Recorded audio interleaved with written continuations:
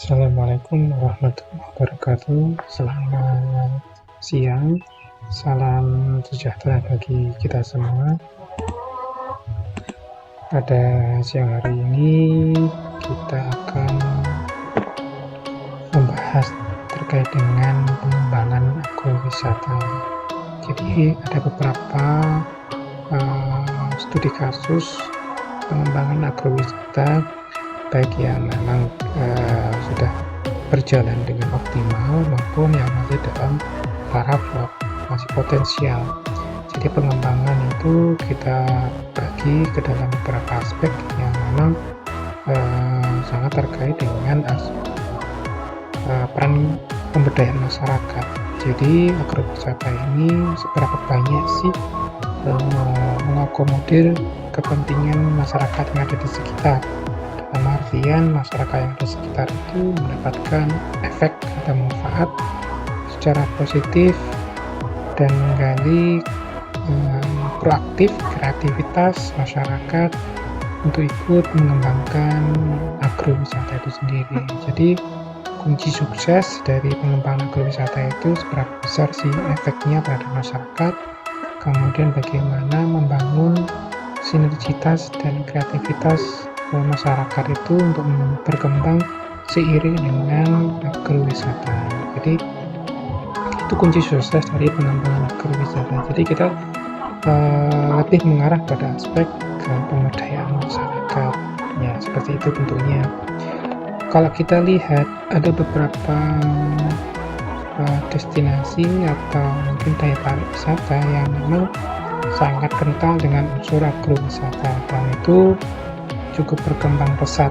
Ya, apabila kita perhatikan, ya mungkin karena kita juga melihat sebagai kalau dalam kerangka destinasi wisata tentunya akan memberikan sebuah manifestasi wisatawan atau akumulasi kunjungan wisatawan yang luar biasa ke destinasi wisata itu, sehingga persebaran dari jumlah kunjungan wisatawan itu ke berbagai macam destinasi atau daya tarik wisata juga akan berkembang secara optimal. Nah, kebetulan ada beberapa spot daya tarik wisata yang berbasis agrowisata yang berkembang dengan optimal, yang posisinya ada di Bali, karena kebetulan memang tempat tersebut memang menjadi rujukan ya, destinasi wisata internasional. Jadi tapi tentunya belum tentu juga apabila destinasi atau daya tarik wisata itu tidak dikelola dengan baik ya, meskipun itu masuk ke dalam destinasi wisata internasional, itu juga dipastikan tidak akan berkembang dengan baik karena sistem pengelolaan juga tidak berkualitas. Ya, ini saya ambil contoh beberapa daya tarik wisata di Bali yang memang sudah berkembang secara apik ya terkait dengan agrowisata, dan ini menjadi sebuah rujukan bagi destinasi-destinasi potensial yang lain yang memiliki sebaran potensi wisata khususnya yang terkait dengan agrowisata. Namun ya tentu saya bilang bahwa konsep pengembangan agrowisata itu tidak bisa diterapkan sembarangan. Artinya konsep dari destinasi wisata atau daya tarik wisata di A belum tentu pas atau cocok diterapkan di daya tarik wisata di B dan seterusnya. Jadi memiliki pertimbangannya adalah karakteristik, kemudian sebaran potensi dan kemampuan atau tersedia sarana prasarana, kemampuan SDM, kemudian level kebijakan pemerintah daerah dan sebagainya. Itu akan menentukan laju perkembangan dari sebuah agrowisata. Ya, tentunya ini adalah sebagai bagian dari hal yang tidak terpisahkan. Dan salah satu contoh yang memang yang paling bagus, yang memang sudah berkembang dengan optimal, karena memang dikelola oleh pihak swasta, itu adalah Bagus Agroplaka. Yang kita coba lihat, memang di Bali ini kayak akan destinasi wisata, salah satu ini adalah Bagus Agroplaka. Di situ memang Bagus Agrobelaka ini berada di area Bali Tengah, artinya di pucuk utara Kabupaten Badung di Desa Blage. Nah, di situ memiliki kontur perbukitan sehingga kaya akan tanaman seperti stroberi, kemudian brokoli dan sebagainya. Itu tanaman-tanaman yang memang sesuai dengan kontur yang ada di daerah pegunungan, ya, kopi dan sebagainya itu juga banyak ditemui di daerah Desa Blage dan sekitarnya. Dan ini menjadi sebuah daya tarik potensi yang memang untuk dikembangkan di situ, ya, sehingga dimuncullah sebuah kawasan di Desa Blage ini, sebuah kawasan yang memang unik, ya, menawarkan sebuah kesan yaitu agrowisata, ya. Jadi di situ memang dikelola oleh pihak swasta, namun memang pengelolaan pihak swasta ini juga menggandeng dari masyarakat yang ada di sekitar sebagai tenaga, karena unsur pertanian menjadi dominan di sini. Unsur pertanian selalu diunggulkan karena memang agrowisata ini fokus utamanya adalah bagaimana sih kita meningkatkan kualitas pertanian ini, kemudian dikembangkan menjadi sebuah daya tarik wisata. Namun karena memang ini sebuah konsep yang dibangun oleh pihak swasta, jadi bagaimana sih pihak swasta ini merumuskan sebuah konsep agrowisata yang memunculkan pertanian dengan pariwisata ini seimbang. Jadi ya memang sudah ada pertanian yang ada di situ, tapi di sini adalah bagaimana membuat sebuah kawasan khusus, ya. Jadi menginisiasi, mengawali dengan menciptakan berbagai daya tarik wisata yang memang sudah dikelola, ditata demikian rupa menjadi sebuah alur perjalanan yang dalam satu kawasan ini, sehingga wisatawan yang berkunjung ke situ bisa menikmati berbagai sebaran daya tarik wisata yang dikembangkan oleh Bagus Agrobelaka ini. Ya. Beberapa hal yang memang bisa ditemui di Bali ini juga salah satunya adalah Bali Fruit Garden. Nah, kalau seperti ini memang fokus dari pengembangan agrowisata yang dilakukan di Bali Fruit Garden ini adalah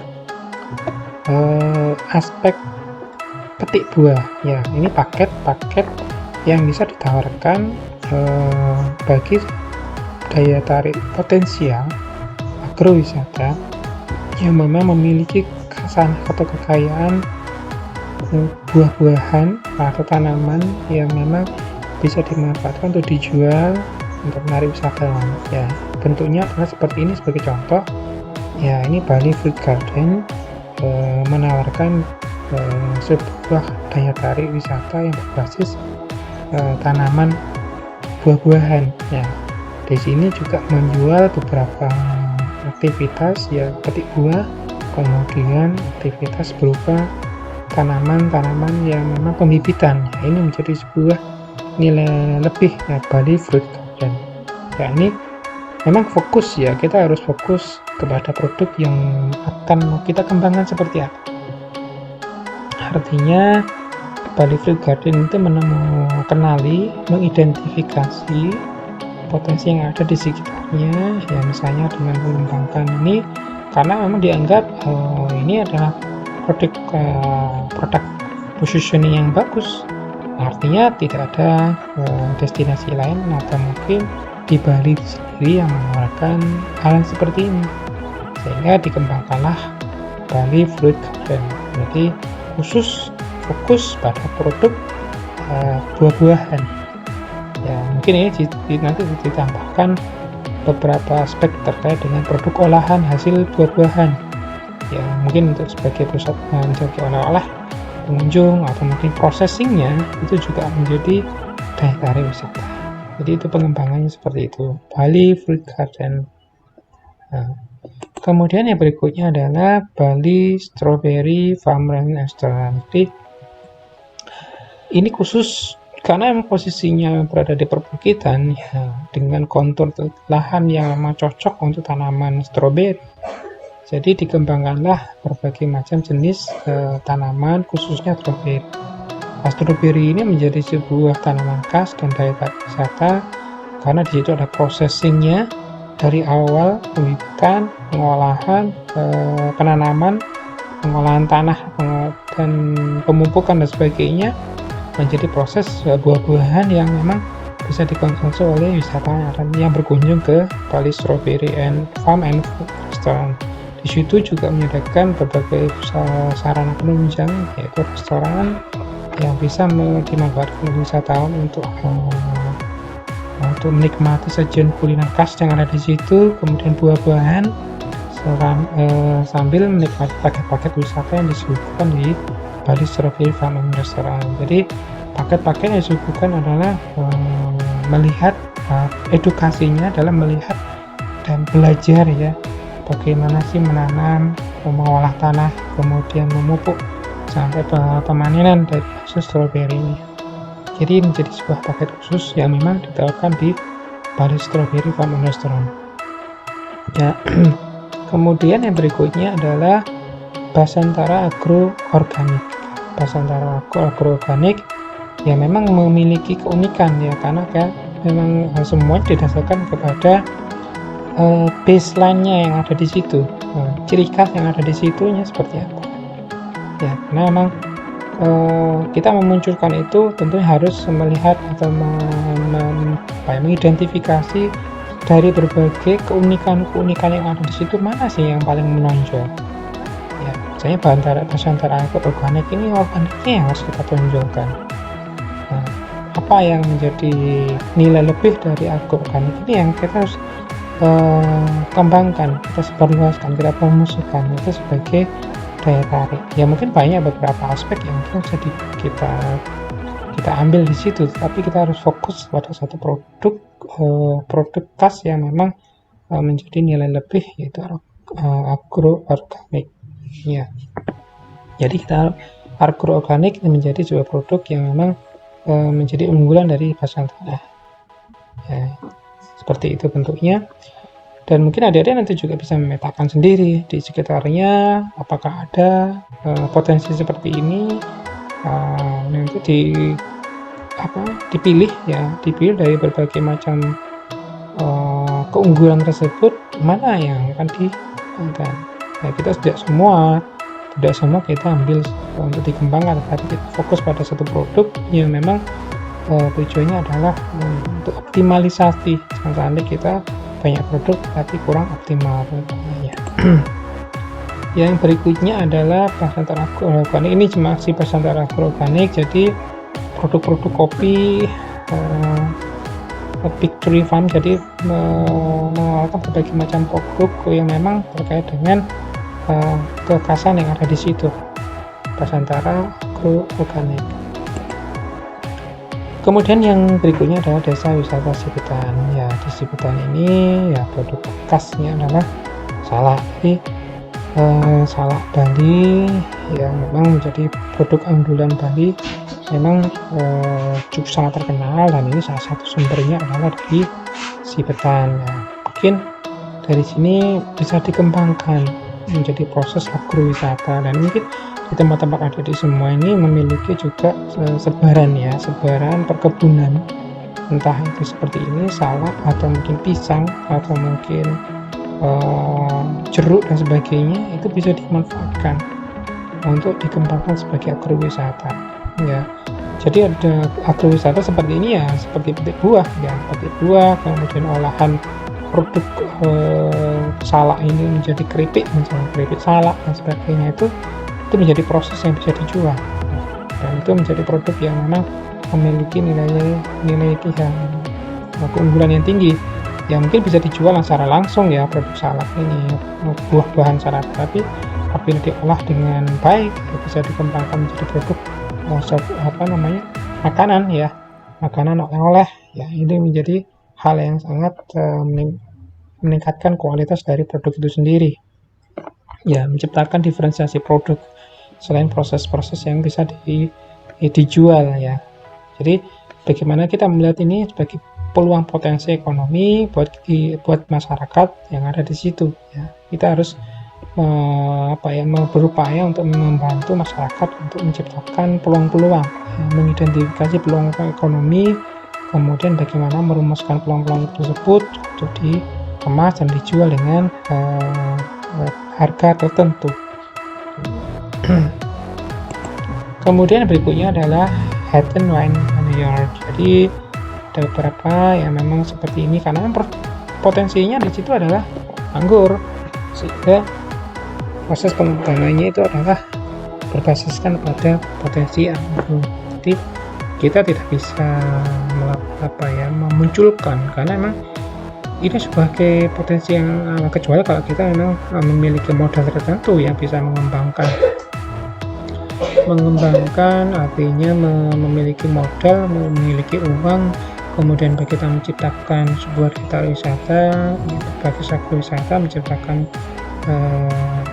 mengemas hal tertentu tersebut jadi sebuah sesuatu yang menarik untuk wisatawan. Tapi kalau kita bicara agrowisata yang lebih memberdayai masyarakat, ya kita bicara yang sudah ada ini seperti apa, kemudian bagaimana kita mengoptimalkan.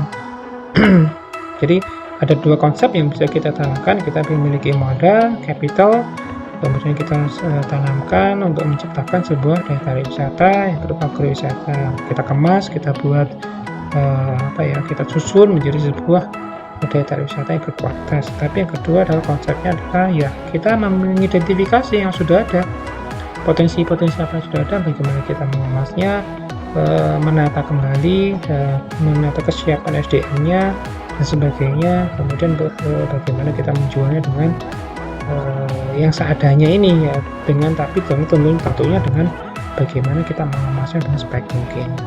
Ada dua hal ya, hidden vineyard ini juga dengan memang sebaran potensinya adalah di perkebunan anggur ya.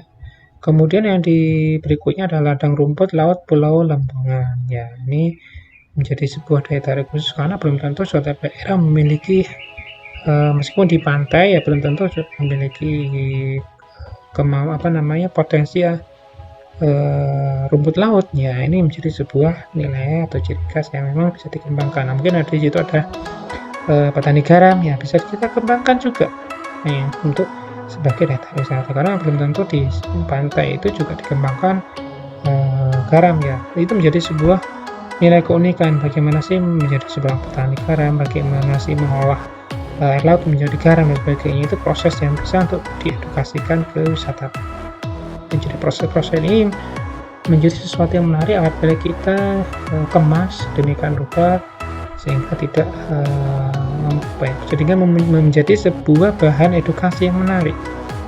Jadi wisatawan itu akan meningkat kualitas pengetahuannya, khususnya terkait dengan objek yang kita kembangkan ya. Kalau kita bicara rumput laut ya, bagaimana sih rumput laut itu diolah menjadi sebuah produk-produk yang memang layak untuk dikonsumsi, seperti apa, dari budidayanya sampai produk itu dikeringkan, kemudian bagaimana menjadi sebuah produk serbuk yang memang bisa dikembangkan menjadi sebuah minuman seperti itu. Ini sebagai contoh. Kemudian yang berikutnya adalah Silas Agrotourism. Jadi macam-macam ya. Kalau di Silas ini memang fokusnya adalah menawarkan juga aspek hiburan ya, karena memang agrowisata ini juga salah satu fokusnya adalah selain edukasi juga menawarkan aspek hiburan ya. Hiburan tentunya harus kita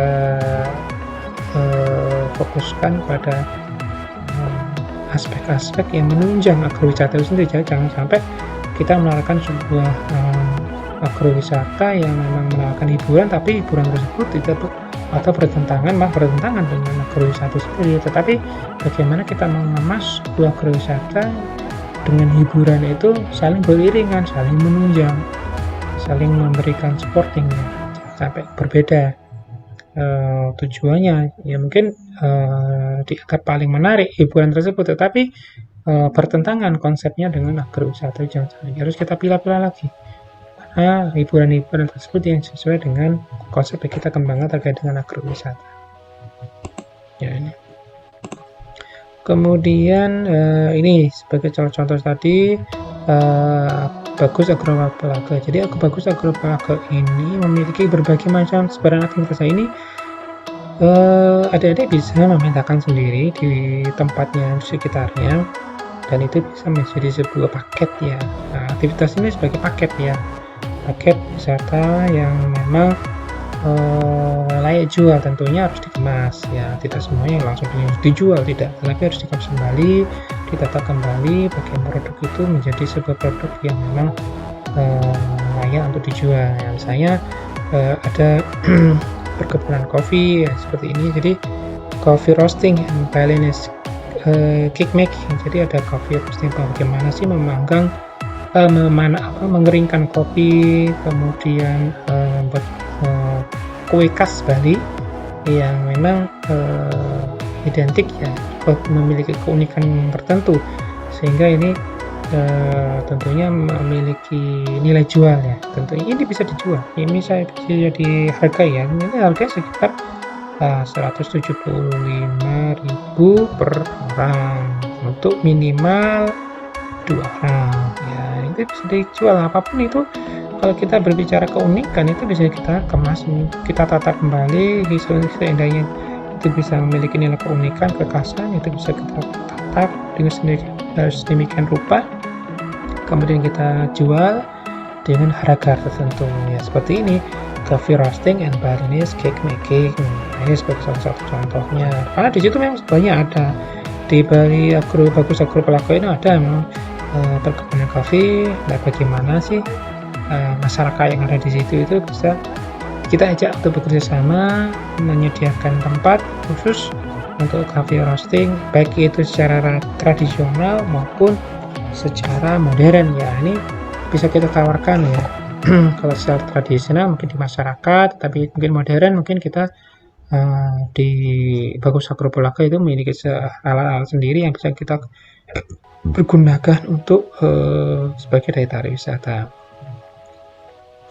Kemudian yang berikutnya seperti coconut oil making ya, membuat minyak kelapa ya. Minyak kelapa itu bisa dilakukan secara tradisional oleh masyarakat Bali khas di situ, karena masyarakat desa itu mungkin secara awal dulu pernah membuat sebuah minyak kelapa ya secara tradisional. Itu bisa dimanfaatkan kembali, kita munculkan kembali hal-hal yang unik itu, membuat kue tradisional, membuat minyak secara tradisional dan sebagainya. Itu kita munculkan kembali ya. Tentunya alat-alatnya juga masih tradisional ya, cara-caranya juga tradisional ya. Itu yang menarik ya, dan itu bisa kita jelaskan sebagai aspek edukasi, aspek pendidikan yang memang kental dengan masyarakat yang ada di situ ya.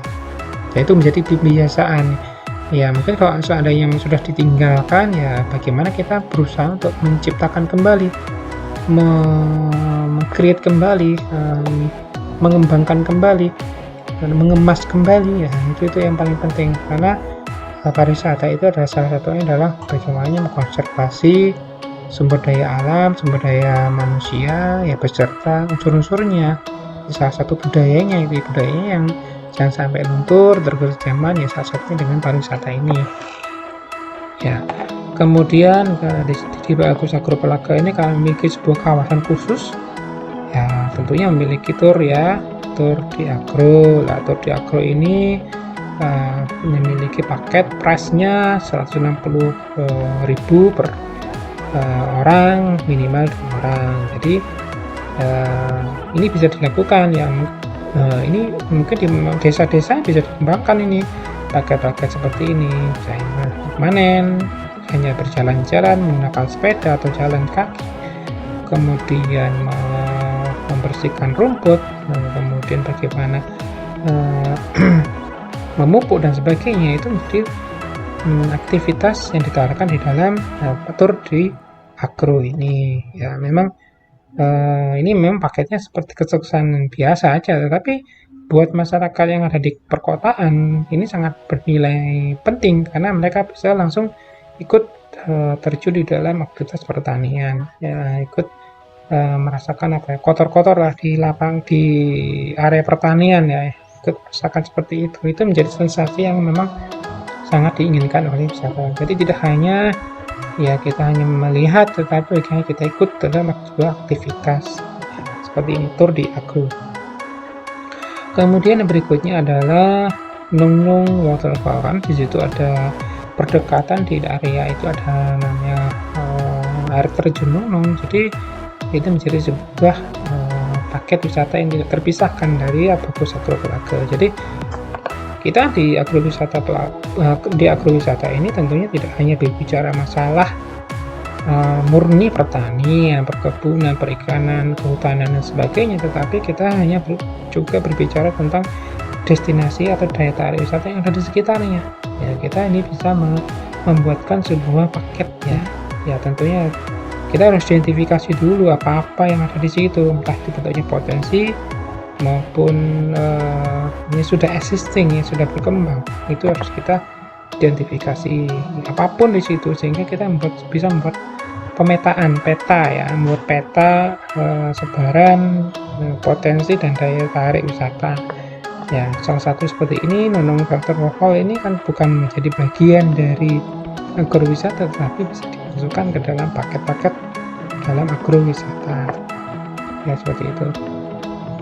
Kemudian yang berikutnya seperti misalnya trekking sekarang Mukti ya, ini trekking ya, berkeliling ya, tentunya ini menggunakan sepeda ya, tentunya pricenya cukup luar biasa, 180.000 per orang ya. Itu meliputi beberapa spot ya. Kalau kita bicara trekking, tentunya kita harus buat rute. Dalam rute itu kita harus memberikan sebuah wawasan baru kepada wisatawan ya, tentunya harus memiliki spot-spot menarik yang memiliki nilai-nilai yang yang lebih membangun sebuah pemikiran baru atau paradigma baru.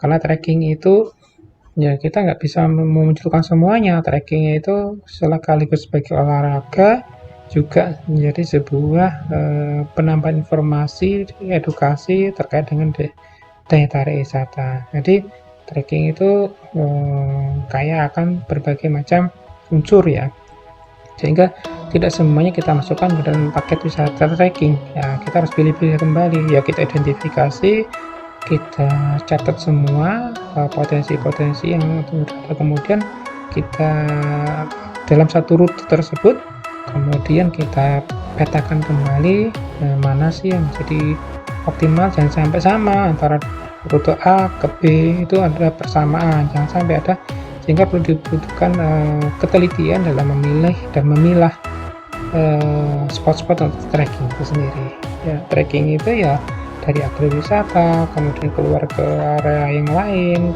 misalnya ke air terjun Nung Nung, kemudian masuk ke dalam sebuah kawasan yang pedesaan ya, kemudian kawasan pertanian dan sebagainya. Jadi itu menjadi sebuah paket trekking yang komplit ya, seperti itu. Kemudian berikutnya adalah Sangeh Mangke Forest dan Mambol. Jadi ini juga destinasi wisata, daya tarik wisata seperti Nung Nung. Jadi tapi tentunya ya sama, kita harus artinya gini. Jadi Bagus Agro Pelaga ini juga menawarkan paket-paket eksternal juga. Mereka menjual paket tidak hanya murni yang ada di kawasan mereka, tetapi mereka juga menjual paket di luar kawasan mereka ya. Ini juga bisa dikembangkan ya, mungkin ya ini sangat membantu para guiding, membantu para masyarakat yang di situ menjadi pramu wisata ya, untuk mengembangkan juga destinasi yang ada di sekitarnya. Artinya air terjun Nung Nung seperti itu, kemudian Sangeh itu menjadi satu jalur utama yang dilalui wisatawan apabila ingin berkunjung ke Bagus Agro. Kemudian juga sama, kita mani downhill, hiking, itu menjadi paket-paket bagaimana paket trekking yang memang lebih dengan rute yang lebih jauh ya, untuk menikmati berbagai pemandangan alam yang ada di sini. Jadi kita merumuskan juga Tentunya kalau kita buat paket-paket ini juga harus datang langsung ke lapangan, meninjau langsung kesiapannya, kemudian bagaimana sih merumuskan paket itu agar berkesan pada wisatawan. Jadi seperti itu. Kemudian seperti yang berikutnya adalah Balinese cooking class. Ya, ini juga bagaimana memasak seperti tadi, membuat kuliner, kemudian minyak, kelapa dan sebagainya, itu menjadi sesuatu yang unik ya. Balinese cooking class itu bagaimana membuat sebuah kue, misalnya makanan khas Bali, kemudian dari awal sampai terbentuk makanan ya. Itu price-nya sekitar 450.000 ya per personnya, cukup mahal. Namun ini memiliki keunikan tertentu karena memang ada chef khusus yang memang membedakan di situ. Ya, tentu kita harus bekerja sama ya. Pariwisata itu jangan lupa ya, pariwisata itu kerjasama ya, jaringan ya. Pariwisata itu bagian dari pengembangan jaringan. Nah, yang berikutnya adalah village sightseeing. Jadi Plaga ini juga memiliki berbagai potensi, sebaran potensi yang luar biasa, sehingga ini menjadi sebuah aktivitas tertentu ya. Village sightseeing ya di desa Plaga ini ya lumayan lah, kalau kita bicara price-nya ya sekitar 350.000 per orang. Jadi ini juga dilengkapi dengan sepeda ya, kemudian rute-rute yang ada di telusur desa ini apa yang memang bisa diambil, kemudian dijelaskan, diberikan deskripsi, dijelaskan kepada wisatawan, kemudian bagaimana kita mengedukasi pramu wisata setempat, warga masyarakat yang di situ untuk menjadi pramu wisata dengan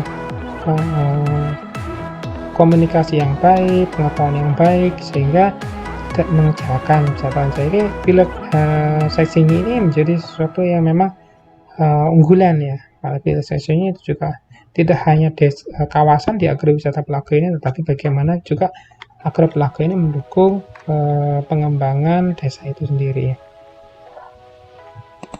Ya, ini sebagai contoh. Kemudian Jatiluwi trekking itu juga sama, menawarkan sebuah karena memang kalau kita bicara internal saja mungkin sangat terbatas, tapi kalau kita bicara eksternal yang ada di sekitarnya itu bisa menjadi nilai tambah. Ya, nilai tambah karena wisatawan tentunya memiliki kekayaan informasi dari sini.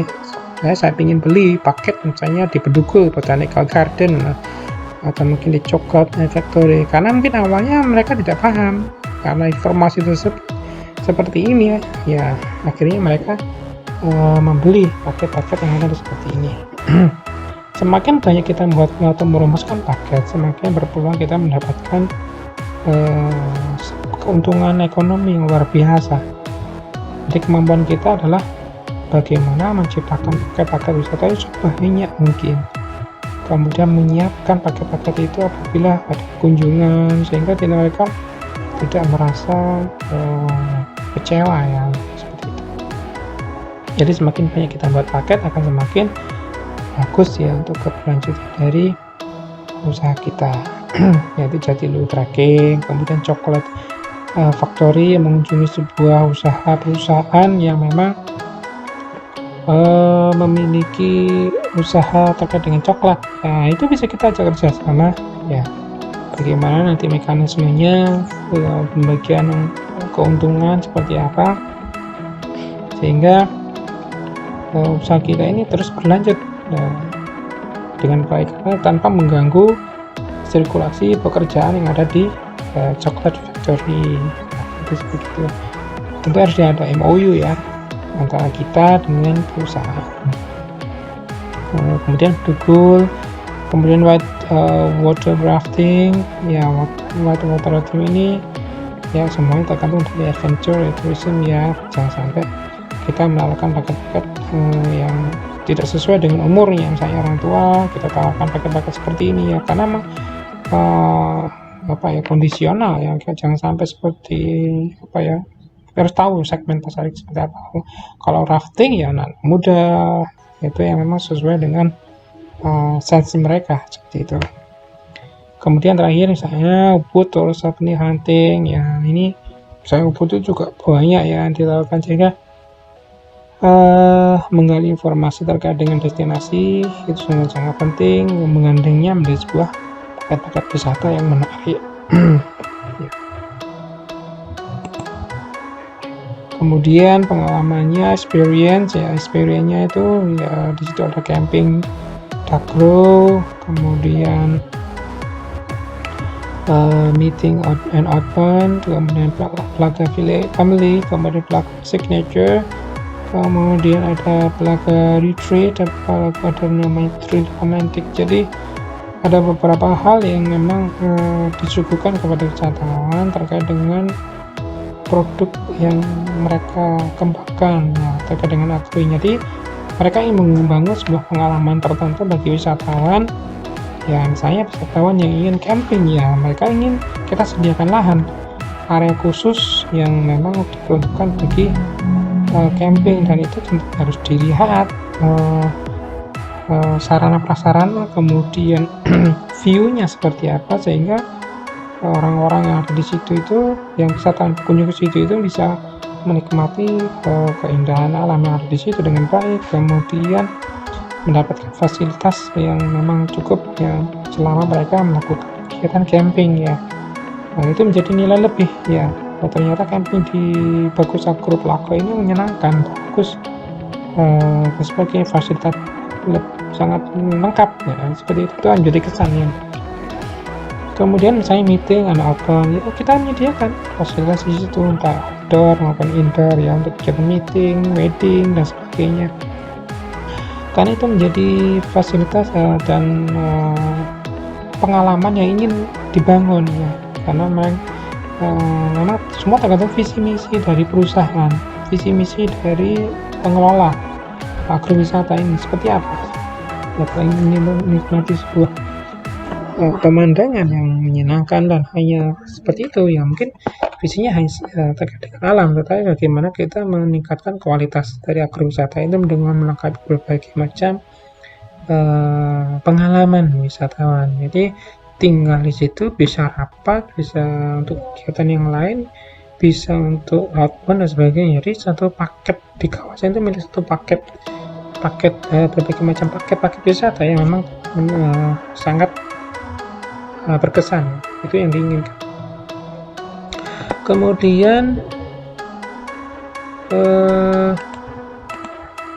Plaga Family misalnya seperti itu. Jadi hal-hal yang memang bisa kita kembangkan ya di situ ya, memang kita harus kerjasama dengan desa bagaimana menciptakan sebuah konsep Plaga Family, kemudian Plaga Signature, kemudian Plaga Retreat untuk kesehatan. Di situ kan memang ada beberapa tanaman-tanaman herbal yang bisa dimanfaatkan untuk retreat, kemudian Retreat Romantic dan sebagainya, itu pernikahan dan sebagainya. Itu aja hal-hal yang memang bisa kita tawarkan, tergantung bagaimana kita mengidentifikasi potensi, kemudian kita bagaimana kita ini merumuskan rencana pengembangan, dan bagaimana kita ini memunculkan kreativitas ya, memunculkan kreativitas, inovasi, bagaimana produk-produk itu terus berkembang, jadi tidak monoton, jadi berkembang wisatawannya meskipun dengan segmen pasar tertentu, tapi produk kita tetap berkembang ya,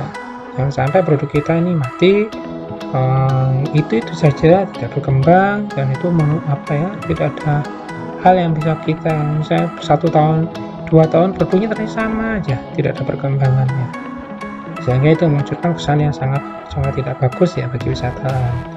Itu harus ditingkatkan kembali untuk terkait dengan produk-produk experience dari agrowisata itu sendiri. Jadi ini sebagai bagian dari contoh yang bisa dipelajari dari beberapa, misalnya di base Tour de France misalnya, salah satu beberapa contoh, misalnya ini adalah salah satu contoh dari agrowisata ya, harus cookery school ya, yang ini khusus ya memang menangani kuliner ya, sebagai aktivitas agrowisata yang ditawarkan di situ ya. Jadi memang ini adalah fokus pada aspek memang untuk memasak ya, ditawarkan di situ kan proses memasaknya. Jadi beberapa hal yang memang bisa kita petik di situ. Misalnya coba kita lihat video yang ada di sini di Vimeo, coba kita perhatikan. Mungkin kalau adik bisa melihat sendiri ini fokus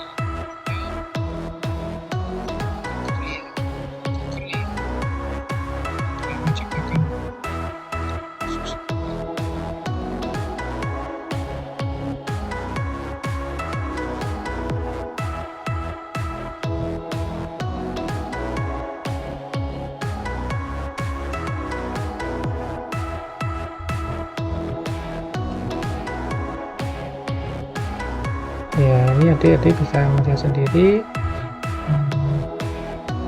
mempelajari sendiri seperti fokusnya, fokus produknya ada di cooking, memasak, berbagai macam menu ya. Fokus produk adalah memasak, kemudian fokus segmennya adalah orang-orang yang memiliki sense terkait dengan memasak. Ini fokus produknya, fokus segmen seperti ini. Jadi kita nggak bisa ini studentnya, student bukan dalam artian sudah tua kok menjadi murid, tetapi belajar bagaimana belajar memasak. Ini berbagai macam menu ya, seperti ini kue.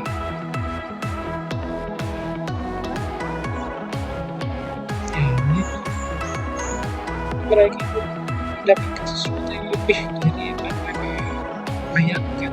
Jadi sebenarnya lebih dari cooking ini. Oke, harus kita kembangkan, kita bicarakan berlanjutannya seperti itu.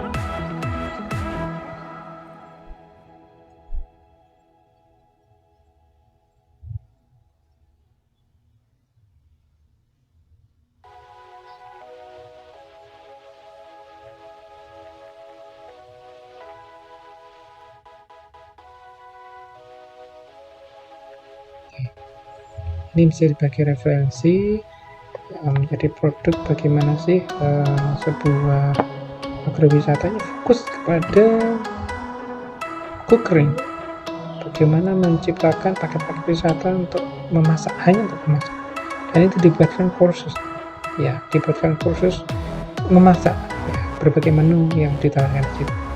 Nah, ini menjadi, bahkan ini sebagai bagian dari kreativitas, sensitivitas dari kita sendiri yang menciptakan sebuah daya tarik dengan segmen tertentu. Kita melihat segmen siapa yang harus kita bidik. Nah, cookery ya, siapa, apa, menu makanan apa yang harus kita sajikan, kemudian sarana apa yang kita miliki.